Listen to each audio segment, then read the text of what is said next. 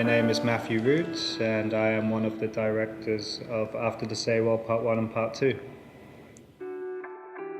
The day it actually happened, that was my birthday, and that day I woke up in an extremely happy mood. I was going to my class, the students there knew it was my birthday, and they'd kind of planned a little party for me.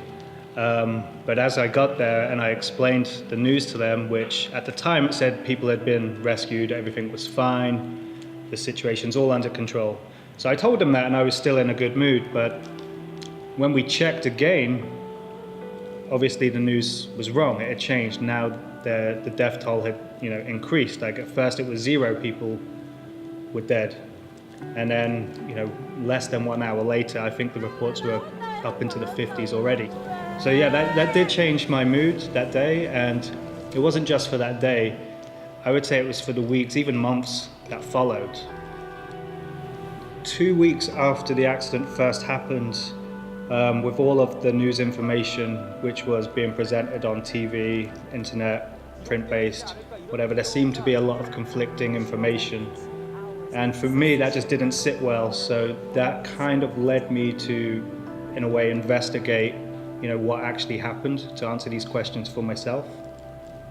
So when I began planning the first film, I wanted to focus more on how Korea had changed, how it had affected Korean citizens, and what had changed in Korea. And when we started making the first film, we did continue with that original idea, but as we started to talk to people and do interviews, a lot of the information which I wasn't aware of crept up, and so the idea did start to change.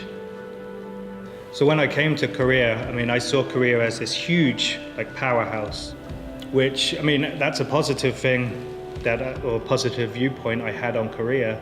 But as we did start making this film, every time we talked to someone, we uncovered something new about Korea, whether it be something positive or something negative.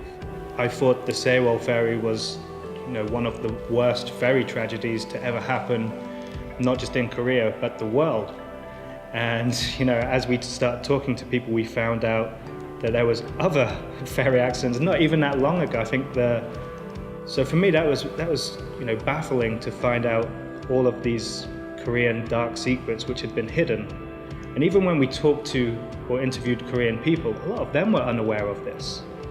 So of course my opinion on Korea is going to change, not regarding the people, but those in control of the country. Why are these things not public knowledge?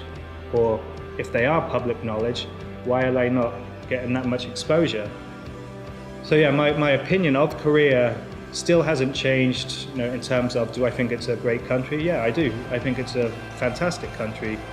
But I think there's a lot of issues with the people in control of this country, and there always has been through the history. And I believe that's something that needs to be dealt with and needs to change.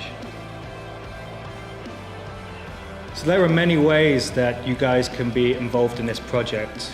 You can help share our page and like our page, tell your friends, tell your family, send it to anyone you can, anyone and everyone. Another way would be to donate to our project.